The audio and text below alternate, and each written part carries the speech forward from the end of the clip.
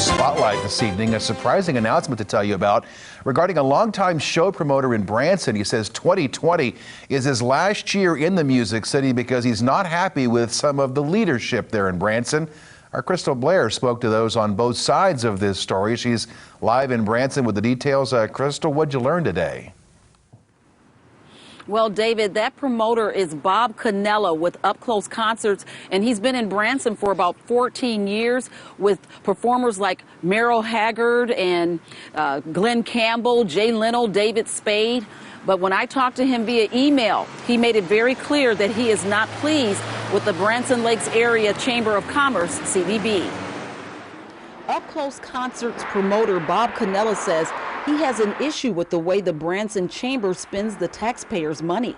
But Jeff Seifert, president and CEO of the Chamber, says they do spend money on necessary research. Anytime we make decisions, we do that through consumer research. We do, in fact, spend money to understand what our customer wants out of this market. In an article from the Tri-Lakes News, Cannella says, quote, "The people who live, work, and spend every day of their lives in the market are paying an outside group tens of thousands of dollars to tell them what's going on in their own backyard," unquote. The study he references with sound diplomacy we could not be more proud of. It will set the stage for how our market invests in live entertainment in the future and identify those opportunities and challenges that we face in terms of live entertainment.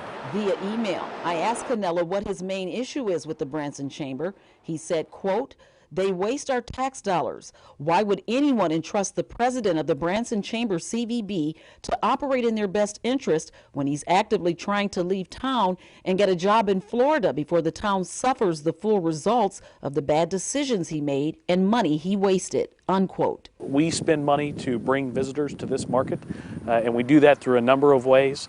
And we try to get creative from time to time as we explore new opportunities. We've celebrated two of the best years in Branson history, 2016 and 2018, in terms of visitation and tax collection. Now, Seifert would not comment on whether or not there is a possible job for him in Florida. However, Cannella from Up Close Concerts says that they already have a presence there in Springfield at the Juanita K. Hammonds Hall, and they plan to increase that presence with some of Branson's favorites. Reporting live in Branson, Crystal Blair, Ozarks First. All right, Crystal, thanks for the update.